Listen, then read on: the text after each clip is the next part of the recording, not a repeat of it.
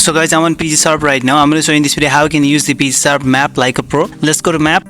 Firstly, we have this red location sign in the center of the screen. It represents the location that you are currently at. And whenever you are confused where your current location is, we can just tap on this circle icon to get your location at the middle of the screen, just like this here. Now I'm gonna talk about all the other buttons here. So the first blue icon button will show you all the available Pokestops here. Let's tap it.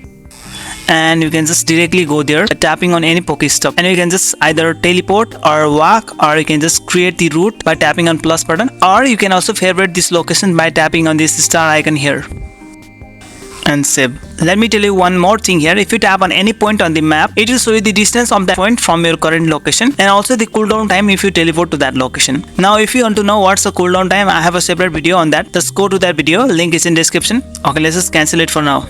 And if you tap on the second button here, this red button, it will show you the gyms available near your location, and you can tap on any gyms here and it will give you the options to teleport or walk. Let's turn off the Pokestops and gyms for now, and let's tap on the third button here, this one. It will show you all the available raids. Currently there are no raids going on, so I'm not getting any raids here, so just turn it off. And the fourth button here, star button, gives you all the favorite location that you have favorited in the past. Before some time I had added this Pokestop as favorite location. Now if you tap on this favorite point here, it will show you that point on the map along with the options. I can just cancel it. Now the fifth button here, GPX, lets you import the GPX files and routes on the map, and you can use them. I don't have any GPX files to import here.